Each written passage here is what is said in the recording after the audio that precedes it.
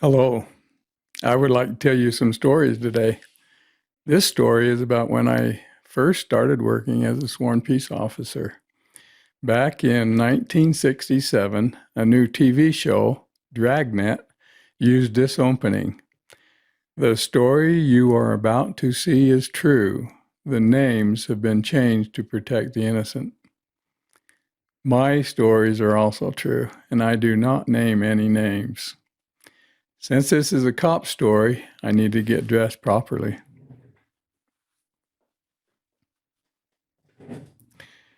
There.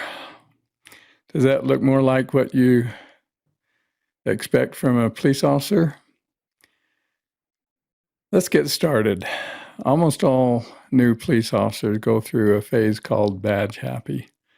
It involves a normal human's response to being given a vast amount of power over others. We suddenly feel very important and powerful and expect others to obey us. If we see someone violating the law, we feel obligated to immediately take action, regardless of the circumstances. Police are intentionally given a wide discretion in most of their actions because no two circumstances they deal with are the same. Let me jump ahead and talk a little bit about police misconduct. As an elected sheriff, I had to fire 3 deputies. The first was for theft. He took money out of an accident victim's wallet that was found at the scene after the victim was taken away in an ambulance.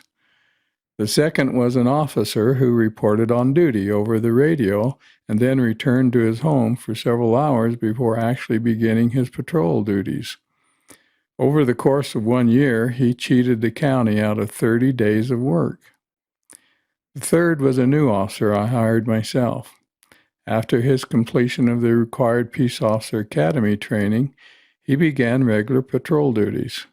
Complaints began to come in on his contacts with county residents. Other officers also discussed his conduct with me.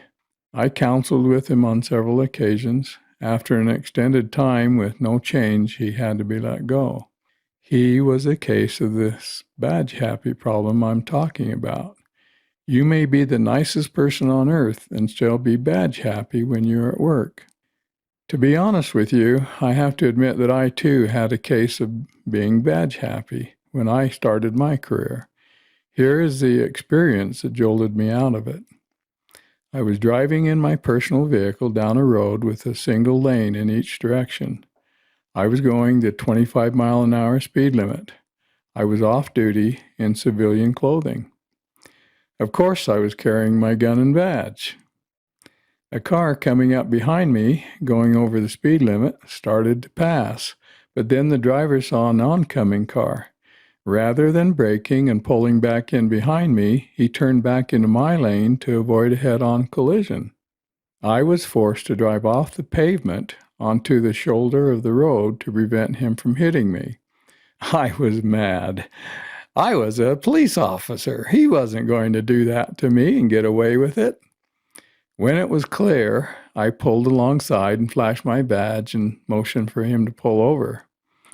Once he stopped, I did a full felony stop, taking him out of the car at gunpoint.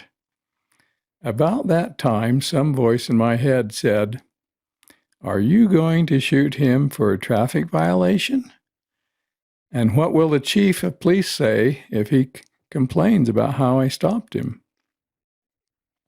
I sobered up. I put my gun away and began talking to him instead of barking orders at him. I explained that he had run me off the road and that we would have had an accident if I hadn't had room on the shoulder. I told him this was only a warning. I tried to impress on him that my initial reaction and anger was due to the threat to my safety. I sent him on his way and hoped he wouldn't complain to the department about my actions. He never did, and I learned a critical lesson about being badge happy. People who are caught doing something wrong will sometimes look for any little thing the officer does wrong to complain about. It makes them feel better about getting reprimanded for their error. It is just human nature. Police officers have to walk a narrow path in all their duties. Of course, strict honesty is necessary, but public relationship skills can also help. There is one more badge happy lesson I learned in the 70s. It had to do with being armed conspicuously or hidden. Soon after becoming certified, I wore my duty pistol to church on a Sunday.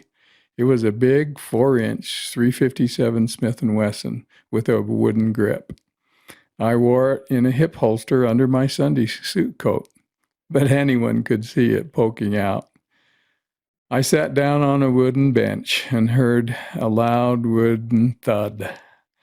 Each time I turned a little in my seat to get a hymn book or to adjust my position, thud, thud. I saw people looking at me and smiling and smirking. Never again did I wear a weapon to church like that. When I wanted to, I would use a shoulder rig with a small auto or pistol that could be hidden and hard to detect. I actually did this when I worked plainclothes duties. There are other hidden options as well. A couple of them were too close to my body and moisture made the gun rust. Badge-happy officers usually have trouble in traffic enforcement situations because most officers start their career there. At least that was my experience.